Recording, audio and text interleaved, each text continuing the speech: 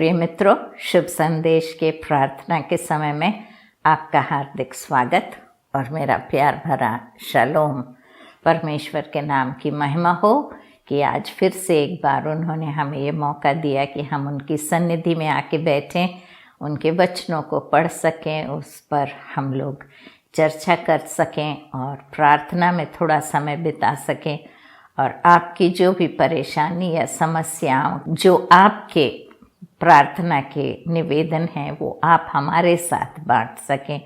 और आप याद रखें कि हमारे प्रार्थना योद्धा सदैव आपकी प्रार्थना के निवेदन लेने के लिए, उसके लिए प्रार्थना करने के लिए, आपको सलाह देने के लिए हमेशा तैयार रहते हैं। तो दिए गए नंबर्स पर कभी भी आप कॉल कर लीजिए और वो ज़रूर आपकी मदद और सहायता करेंगे।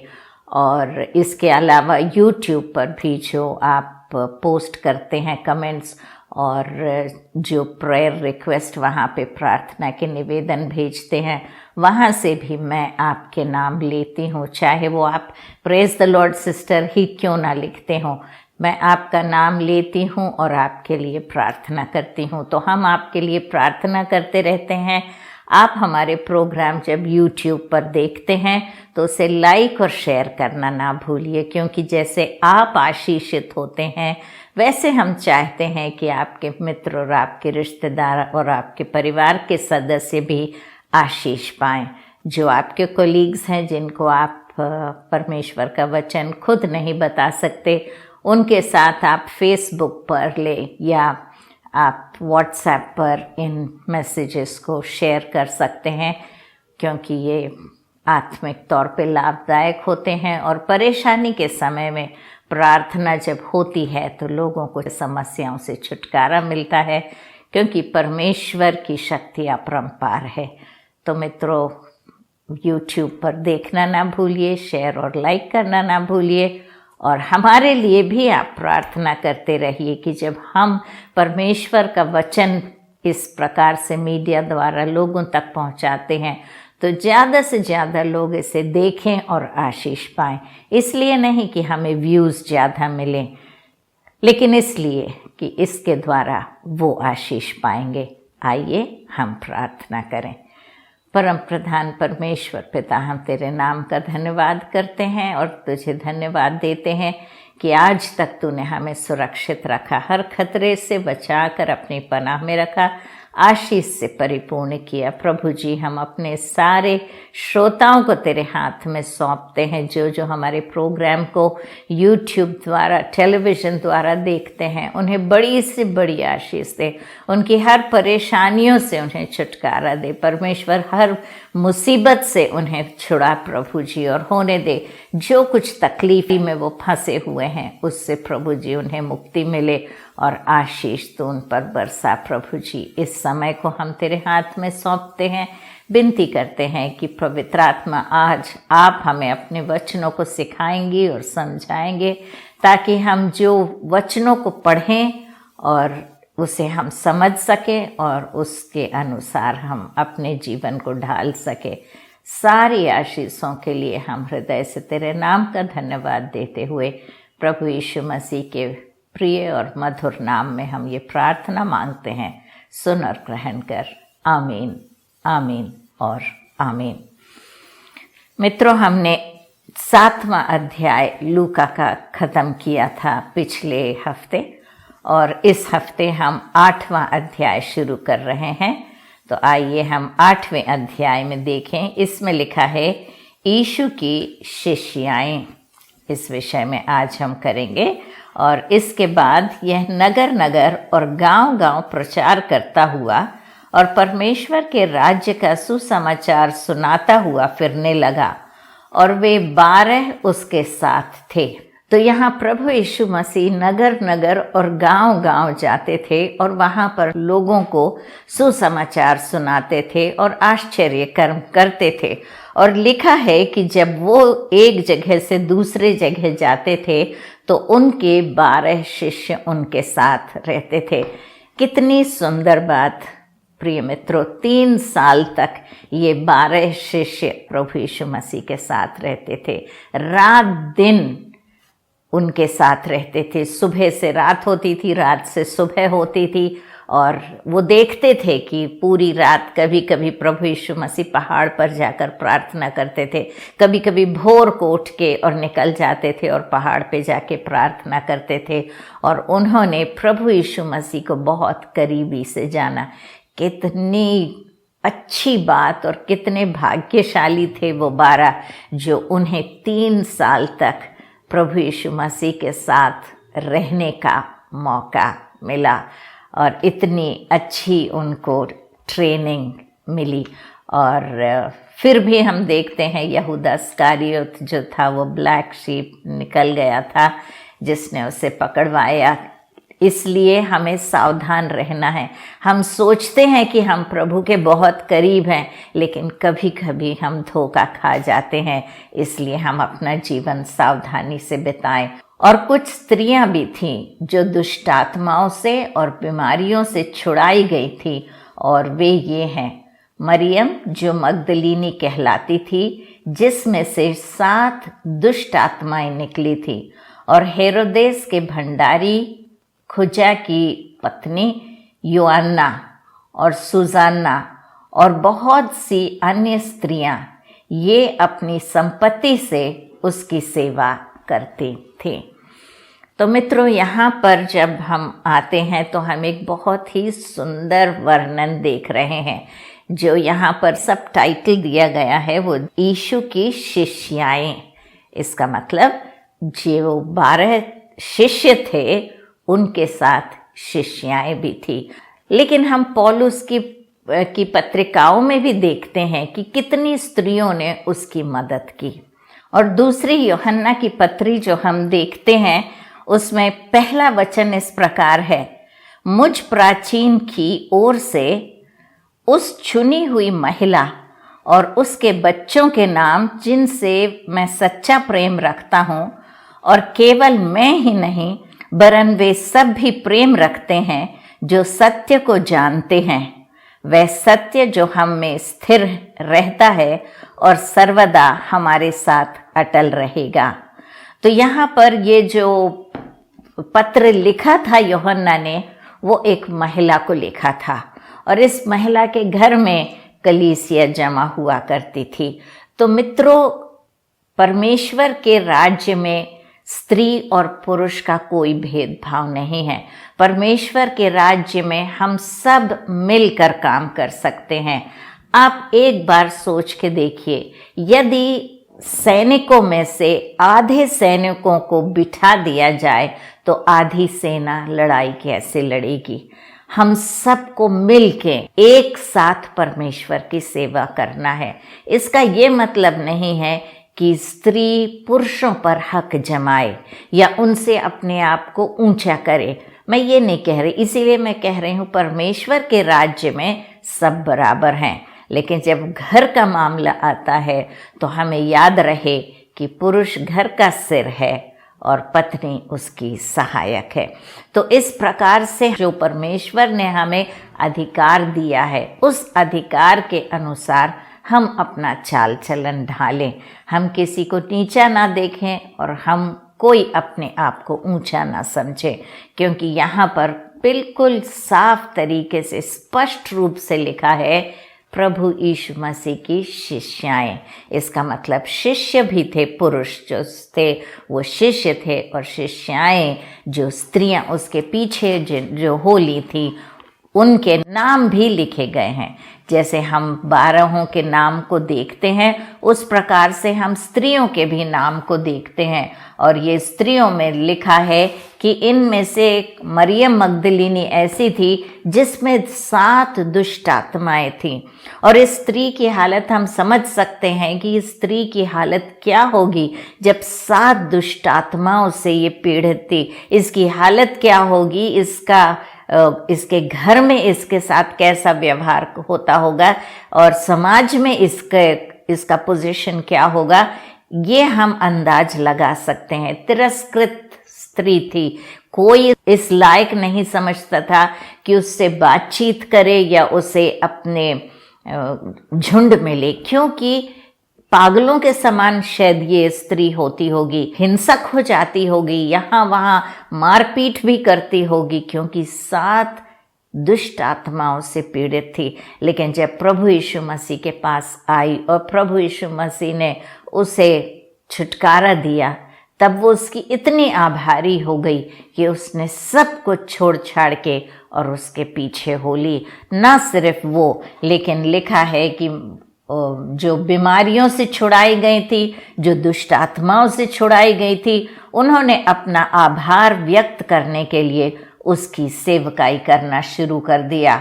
और लिखा है कि यहाँ मरियम मगदलीनी के अलावा हेरोदेस के भंडारी खोजा की पत्नी योअन्ना और सुजाना और बहुत सी अन्य स्त्रियां ये अपनी संपत्ति से उसकी सेवा करती थीं। तो ये प्रभु यीशु मसीह और उनके शिष्यों के लिए जो कुछ सामग्री की ज़रूरत होती थी उसका इंतज़ाम किया करती थीं। हो सकता है रोज़ खाना पका कर ला कर देती होंगी, और जो भी चीज़ों की उन्हें आवश्यकता होती थी वो सारा सामान का सप्लाई ये स्त्रियां करती थीं। मित्रों, आज प्रभु हमसे सेवकाई के विषय में यदि आज हम स्त्रियां जो हैं हम भी इस विषय में सोच के देखें कि हम प्रभु की सेवकाई कैसे कर रहे हैं। हम अपनी सामग्री से उसकी सेवकाई कर सकते हैं, अपनी जो भी संपत्ति है उससे उसकी सेवकाई कर सकते हैं, गवाही देकर उसकी सेवकाई कर सकते हैं।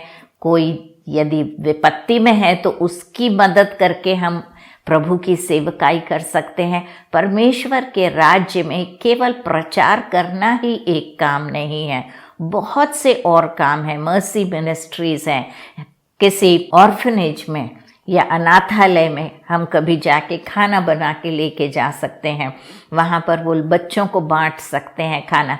कभी कभी सिर्फ जाकर और उन बच्चों के बीच में बैठ सकते हैं। मित्रों, मैं जब मिनिस्ट्री बच्चों के बीच में करती थी, आजकल तो बाहर जाना मुश्किल हो रहा है, नहीं तो मैं अनाथालय जाती थी और अनाथालय जाके बच्चों के साथ समय व्यतीत करती थी। बच्चों को माँ की ज़रूरत होती है और वहाँ पर वार्डन्स तो रहते हैं, लेकिन उन्हें एक माँ का टच, एक माँ का स्पर्श की ज़रूरत होती है। सिर्फ बात करने की, बात करके हंसने की, मजाक करने की, उस बात की लालसा उन्हें रहती है। तो हम कर सकते हैं ये काम। वृद्धाश्रम में जा सकते हैं, उनके बीच में बैठ के उनकी सेवकाई, कुछ उनके लिए पका के लेके जा सकते हैं, कुछ खरीद के ले जाके उन्हें दे सकते हैं। उनकी ज़रूरतें होती हैं कुछ, वहाँ जब हम जाते हैं तो हम लोग होम फॉर द एज जाते थे, होम फॉर द डिसेबल्ड जाते थे, लेप्रोसी कॉलोनी जाते थे और अनाथालय भी जाते थे। और यहाँ जब हम जाते हैं तो हम उन लोगों से जब बैठ के बातचीत करते हैं, उनकी ज़रूरतें क्या हैं वो पता करके उनके लिए छोटी छोटी महंगी चीज़ों की बात नहीं कर रही मैं, जो कुछ हमारे बस में है उतना करना आवश्यक होता है। और इससे ना सिर्फ हमारे दिल को खुशी मिलती है, लेकिन जिसके लिए हम जो कुछ करते हैं, जो प्यार से थोड़ा समय उनके साथ बिताते हैं, वो लोग उस समय की रास्ता देखते हैं। बच्चों को रखा जाता है, वहाँ जाती थी मैं, हर संडे जाती थी। और जब वहाँ संडे जाती थी तो 5 साल के छोटे बच्चे से लेके करीब 15 साल तक के बच्चे रहते थे वहाँ पे, और सारे लड़के आ जाते थे, घेर लेते थे, उन्हें कहानियाँ बताती थी, उनसे बातचीत करती थी। और एक दिन मैं ऐसे ही खड़ी थी और बात कर रही थी उन बच्चों से, और कोई मेरा पल्लू पकड़ के, ऐसा मुझे लगा कि कोई खींच रहा है, और मैंने पलट के देखा तो एक 5 साल का लड़का मेरा पल्लू पकड़ के खींच रहा है और उससे खेल रहा था। जब मैंने उसे देखा तो डर के मारे उसने पल्लू छोड़ दिया कि मैं उसे डांटूंगी, लेकिन मैंने उसे अपने पास ले लिया और वो लड़का इतना मेरे पास आ गया और उसको इतना अच्छा लगा कि किसी ने उसे अपने गले से लगाया। तो मित्रों, ये जो लिखा है यहाँ पर, स्त्रियाँ उसकी सेवकाई करती थी। आज प्रभु यीशु मसीह इस दुनिया में नहीं है, लेकिन परमेश्वर का वचन कहता है, हम मत्ती और उसके 25वें अध्याय में मैं 31वीं आयत से पढ़ रही हूँ। जब मनुष्य का पुत्र अपनी महिमा में आएगा और सब स्वर्गदूत उसके साथ आएंगे तो वह अपनी महिमा के सिंहासन पर विराजमान होगा और सब जातियां उसके सामने इकट्ठा की जाएंगी। और जैसे चरवाहे भेड़ों को बकरियों से अलग कर देते हैं, वैसे वह उन्हें एक दूसरे से अलग करेगा। तो मित्रों, यहाँ पर प्रभु यीशु मसीह के न्याय का दिन है और न्याय के दिन वो अपने सिंहासन पर बैठा है और भेड़ और बकरी मिला जुला झुंड है। और यहाँ लिखा है कि भेड़ और बकरियों को अलग किया जाएगा। मित्रों, जब भेड़ और बकरियों को अलग किया जाएगा तो मैं और आप किस झुंड में होंगे? हमें यही कोशिश करना है कि हम भेड़ों की झुंड में हों और बकरियों की झुंड में ना गिने जाएं। लिखा है अलग करेगा, वह भेड़ों को अपनी दाहिनी ओर और बकरियों को अपनी बाईं ओर खड़ा करेगा। तब राजा अपनी दाहिनी ओर वालों से कहेगा, हे मेरे पिता के धन्य लोगों, आओ उसके राज्य के अधिकारी हो जाओ जो जगत के आदि से तुम्हारे लिए तैयार किया गया था। तो जो दाहिनी ओर भेड़ें होंगी, उनसे वो बातें करके उन्हें अपने राज्य में उनका स्वागत करेगा और कहेगा कि आदि से ये राज्य तुम्हारे लिए तैयार किया गया था, उसमें प्रवेश करो, क्योंकि मैं भूखा था और तुमने मुझे खाने को दिया, मैं प्यासा था और तुमने मुझे पानी पिलाया, मैं परदेशी था और तुमने मुझे अपने घर में ठहराया, मैं नंगा था और तुमने मुझे कपड़े पहनाए, मैं बीमार था और तुमने मेरी सुधि ली, मैं बंदी गृह में था और तुम मुझसे मिलने आए। मित्रों, हम मिनिस्ट्री में ये सारी चीज़ें करते हैं क्योंकि परमेश्वर ने हमें छोटे छोटे काम, दया, कृपा, करुणा का स्वभाव दूसरों तक उसके स्वभाव को पहुंचाने के लिए बनाया है।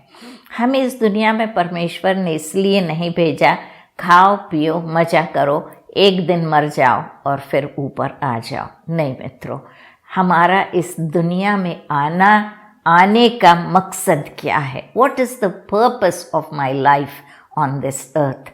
यदि मैं अपने लिए मैंने कमाया, खाया, पिया, जिया, मैं, मेरा परिवार, यदि वहाँ तक मेरी अगर पहुँच है तो मेरा जीवन व्यर्थ है। क्योंकि जानवर भी उसी प्रकार रहते हैं, वो सिर्फ अपने बारे में सोचते हैं और अपने बच्चों के बारे में सोचते हैं, वहीं तक सीमित रहती है उनकी सोच। लेकिन हम जो हैं इंसान हैं, हम दूसरों के विषय में सोचते हैं और दूसरों के लिए जीते हैं। लिखा है कि मैं भूखा था, तुमने मुझे खाना दिया। तो जो कोई भूखा आता है, हमारे घर के सामने जब भिखारी आता है तो हम उसे कहते हैं कि आगे जाओ बाबा, या हम कहते हैं कल आना, अभी कुछ नहीं है। और सब कुछ घर में महीने भर का राशन पड़ा रहता, भरा हुआ घर में, लेकिन हम उससे कह देते हैं घर में कुछ नहीं है, आगे जाओ बाबा। लेकिन क्या कभी भी हमने ये बात सोची है कि यदि वो इंसान घर में होता और मैं बाहर गेट के बाहर खड़े होके और भीख मांगती रहती, तो मैं क्या चाहती कि वो कैसे स्पंदना करें, कैसे रेस्पॉन्ड करें मेरे को, मेरे साथ कैसा ट्रीटमेंट दें। ये एक उनकी मजबूरी है कि उनके पास पैसा नहीं है, गरीबी उनकी मजबूरी है। इसलिए हम उन्हें इज्जत से और उनकी मदद करने के लिए हम तैयार रहें। जो कुछ भी है, कुछ ना कुछ उन्हें देकर हम भेजें, खाली हाथ हम उन्हें ना जाने दें। लिखा है कि मैं भूखा था और तुमने मुझे खाना दिया, मैं प्यासा था और तुमने मुझे पानी पिलाया। हम सोचते हैं पानी पिलाना इतना आसान होता है, लेकिन मित्रों पानी पिलाना भी कभी कभी मुश्किल हो जाता है। पिछले हफ्ते, एक हफ्ते तक हमारे यहाँ नल नहीं आया था और पानी की कमताई हमने महसूस की। और जब हमारे पास पानी की कमताई होती है और कोई 1-2 लीटर की बोतल लाके गेट के बाहर खड़ा हो जाता है और कहता है कि भाई हमें एक बोतल पानी दे दो, और फिर हमें लगता है अरे 1 हफ्ते से तो पानी नहीं आया, हमें कमती हो रही है और ये इतनी बड़ी बोतल लाकर खड़ी हुई है। लेकिन परमेश्वर कहता है मैं प्यासा था और तुमने मुझे पानी पिलाया, और मैं परदेशी था और तुमने मुझे घर में ठहराया, और मैं नंगा था और तुमने मुझे कपड़े पहनाए। मित्रों, परदेशी को अपने घर में रखना, मैंने बहुत धोखा खाया है, रखा है, और लोगों ने मुझे धोखा भी दिया है। मैंने उन्हें अपने घर में शरण दी, लेकिन जाते वक्त वो लोग कुछ ना कुछ मेरे घर से उठा के और चोरी से निकल गए, बता के भी नहीं गए। लेकिन जो परमेश्वर कहता है मैंने तो किया, मगर मैं आपको ये सलाह नहीं दूंगी कि किसी को भी घर में रख लो, लेकिन यदि किसी को ज़रूरत पड़ती है तो हम उसे घर में रखने से पीछे ना हटें।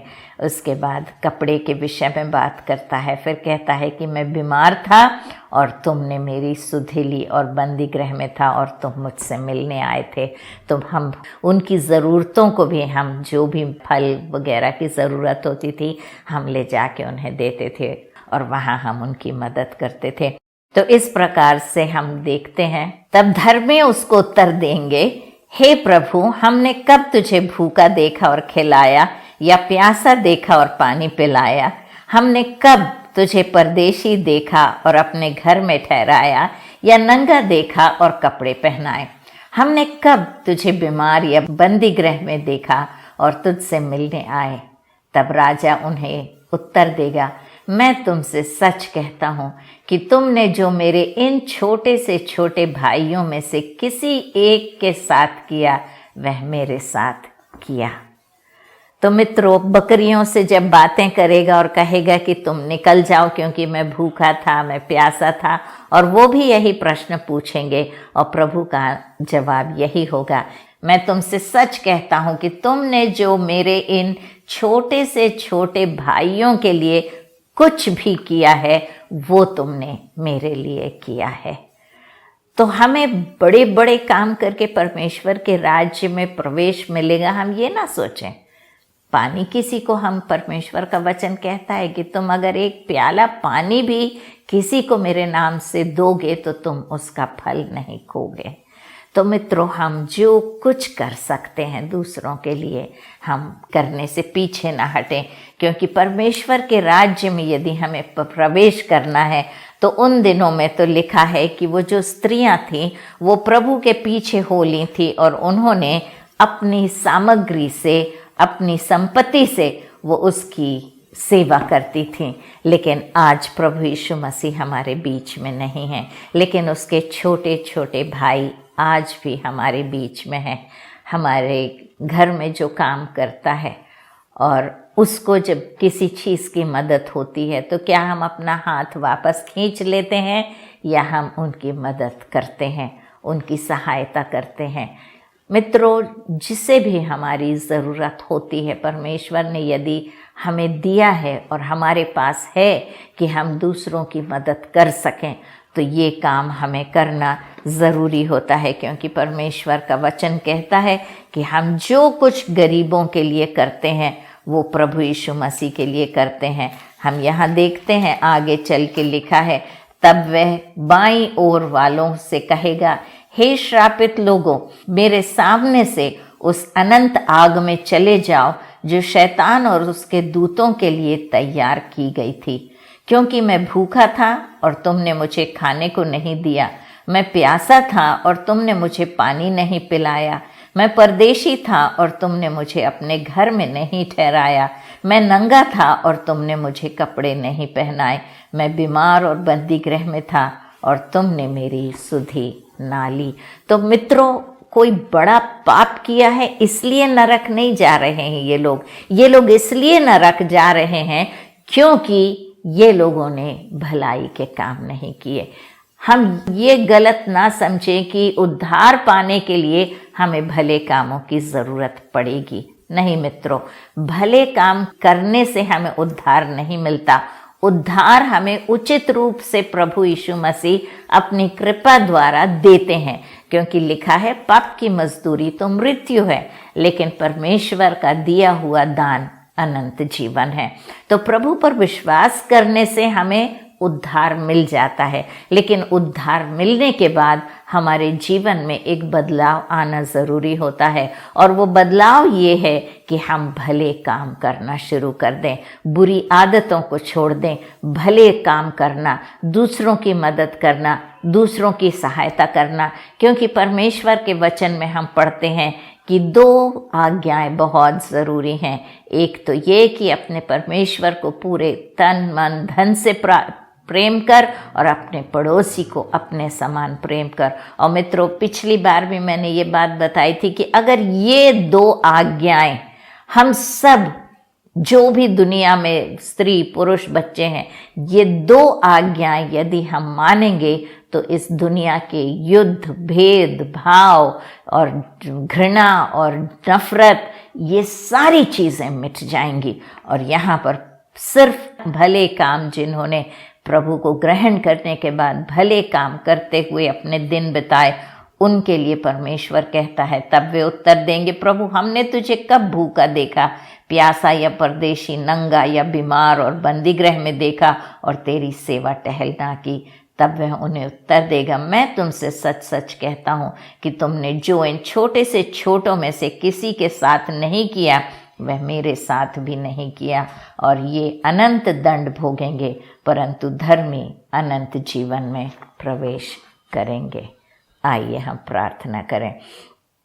परम प्रधान परमेश्वर पिता प्रभु जी, हम इस समय के लिए धन्यवाद देते हैं, इन वचनों के लिए धन्यवाद देते हैं। तूने हमारे लिए कितना सुंदर मार्ग तैयार किया है परमेश्वर। तेरे राज्य में प्रवेश करने के लिए हमें तुझ पर भरोसा करना है, विश्वास करना है, क्योंकि परमेश्वर तेरा वचन कहता है, जितनों ने तुझ पर विश्वास किया उन्हें अनंत जीवन का वरदान दिया गया।